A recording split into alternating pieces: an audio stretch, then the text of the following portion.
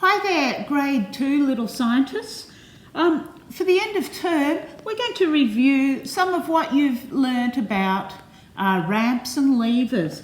And I'm going to read you some books from some little pages about ramps and levers from this groovy little book called How Machines Work. Now, this isn't a ramp or a lever, it's actually a gear, and the gears are turning.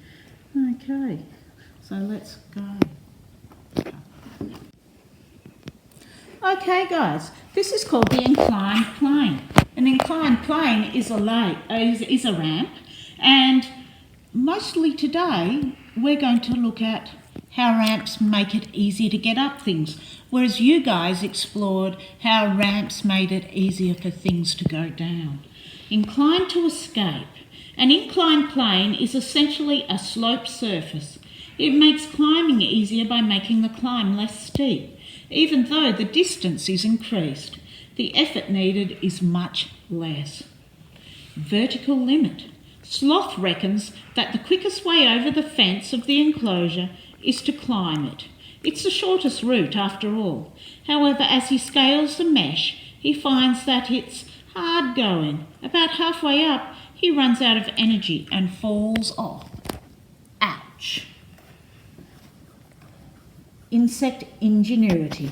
Meanwhile, Sengai is watching a line of ants carrying leaves up a twig. One end of the twig is resting on a rock, forming an inclined plane or a ramp. The ants have to travel much further to get to the top of the rock, but it is much easier than a vertical rock climb. Can he and Sloth get to the top of the fence in the same way? The ants have to travel 3 times the distance on the twig, but it takes only 1/3 of the effort of climbing the rock.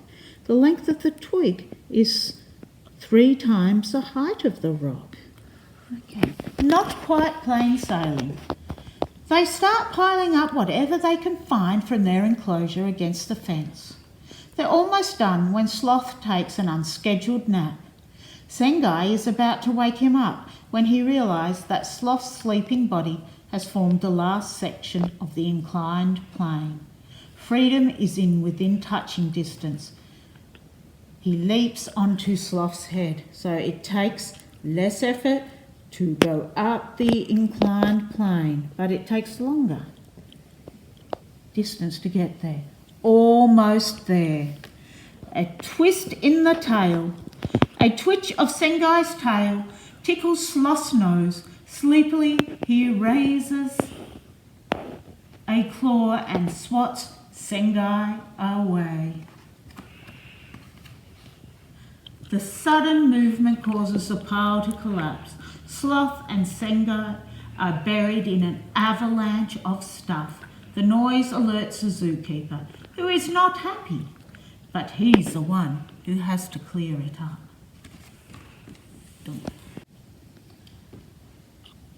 Okay, levers. Getting leverage. A lever is simply a bar that tilts on a fulcrum. If you apply effort by pushing or pulling on one part of the lever swings about the fulcrum to produce a useful action, usually by lifting a load. So effort, fulcrum, load. Seesaw. The zookeeper has recently installed a seesaw in the enclosure. Sloth loves it, but Sengai isn't so keen. That's great. Sloth's effort easily lifts Sengai's load. Whoa! Poor old Sengai's fallen off.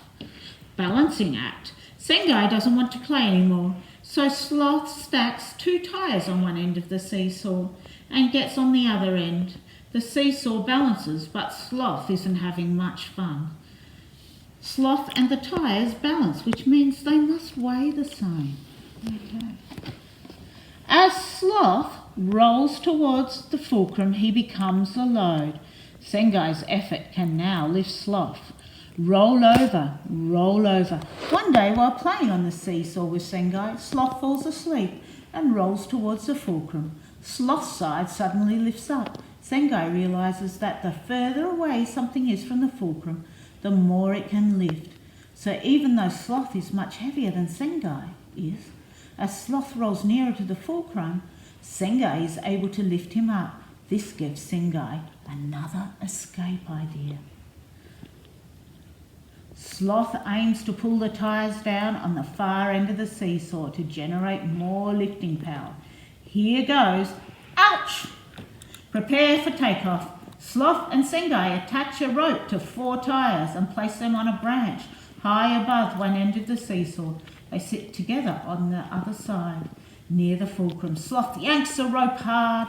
When the tyres hit the seesaw, Sloth and Sengai are catapulted up into the air with tremendous force, but not quite enough height. Instead of flying over the fence, they crash straight into it.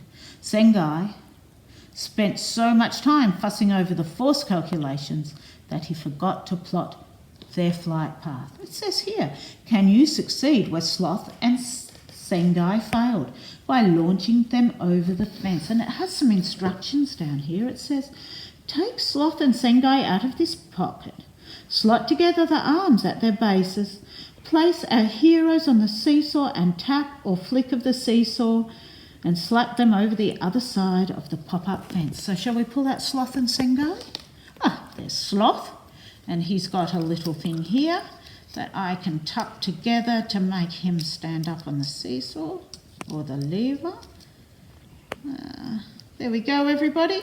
Say, hello, Sloth. Now Sengai is here. He has one the same as well. I'll slot him together. Okay. Everybody say, hello, Sengai. Hello, Sengai. Hello, Sloth. Sloth is not working very well. He's a bit of an angle. Okay, anyway, we'll get him there. All right. Now, as you can see, I've got a fulcrum here and I also have the zoo fence. Shall I fix up the zoo fence? It's got little tabs. This is the cleverest book ever. I'll fix up my little tabs, poke them in. Boom, boom. Can you see the zoo fence, guys? And there just happens to be a seesaw plank here. So, I'll pop them on and I'm going to see if I can pop them over. Oh, there's Sengai and Sloth. They're on the seesaw. Whoops, they're not balancing. I think I'm going to have to balance it halfway like this. There's Sloth and Sengai. Let's see if I can get them over the fence. I'm going to go tap. Oh dear, maybe they were too close to the middle. Let's pop Sengai here, right on. Whoops, he doesn't stand up very well. Sengai right on the very end. And we're going to put it down. And I think he doesn't sit on there as well as he should, does he? Perhaps I'll just sit him there like that. Perhaps we'll do them one at a time. And do you think I need to give it a really big smack to see if I can get him over the fence? Here we go. Oh, he went the wrong way. Okay, I'm going to pop Sloth and Sengai closer to the end. I'm just going to balance my finger under the seesaw to keep it straight so they don't slide off. Okay, let's see what happens. Do you think I need a really big bash? Oh, Sengai made it over the fence. Poor old Sloth fell on his bottom. Shall we try again? Okay, let's try. We've got Sengai has escaped the zoo. He's very happy in freedom. But his mate Sloth is still stuck. Let's see how we can go with Sloth. Let's try him this way. Oh, and Sloth has escaped the zoo too.